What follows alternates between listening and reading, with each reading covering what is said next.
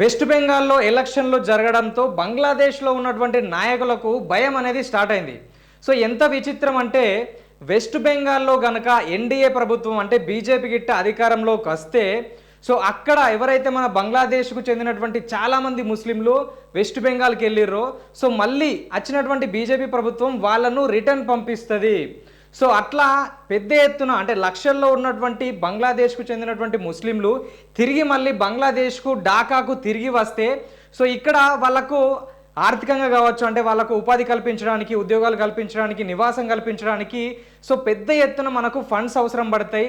ఒక ఆర్థిక సంక్షోభం అయితే బంగ్లాదేశ్ ఎదుర్కోవాల్సి వస్తుంది అని అక్కడ పార్లమెంట్ సాక్షిగా అఖ్తర్ హుస్సేన్ అనే ఒక ఎంపీ పార్లమెంట్లోనే ప్రకటించిండు.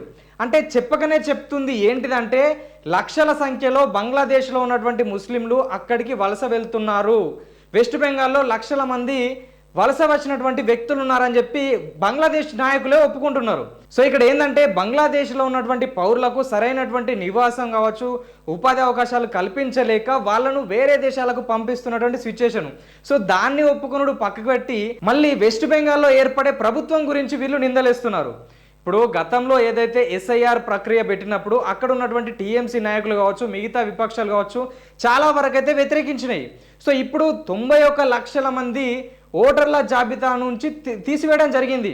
సో దాంట్లో ఆధార్ కార్డు లేని వాళ్ళు, తర్వాత వెస్ట్ బెంగాల్ నుంచి చాలామంది వలస వచ్చిన వాళ్ళు, డూప్లికేట్ ఆధార్ కార్డు ఉన్న వాళ్ళు, డూప్లికేట్ ఓటర్ ఐడి ఉన్న వాళ్ళు చాలామంది అయితే ఎదిగారు. అంటే 91 లక్షల మంది అంటే అక్కడ ఉన్నటువంటి రాజకీయాలని ప్రభావితం చేస్తారు.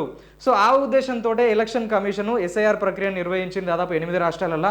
సో మరికొన్ని రాష్ట్రాల్లో కూడా ఎస్ఐఆర్ నిర్వహించబోతున్నట్టయితే వాళ్ళు ప్రకటించారు. సో మొత్తం మీద బయట దేశం వ్యక్తులు కూడా ఇక్కడ ఉన్నటువంటి రాజకీయాలని ప్రభావితం చేస్తున్నారని గట్టిగా స్టాండ్ తీసుకున్నటువంటి సో ఇప్పుడున్నటువంటి సెంట్రల్ గవర్నమెంట్ కావచ్చు, హోంశాఖ మంత్రి అయినటువంటి అమిత్ షానే స్వయాన అక్కడికి వెళ్ళి 15 రోజుల పాటు స్టే చేసి సో ఎలక్షన్లో జరిగే విధంగా చూడడం జరిగింది. సో మొత్తం మీద నెక్స్ట్ ఏ ప్రభుత్వం ఏర్పడబోతుంది మీరేమనుకుంటున్నారో కామెంట్ రూపంలో తెలియజేయండి. సో మరొక వీడియోతో మీ ముందు ఉంటాం, చూస్తూనే ఉండండి ఆర్ తెలుగు.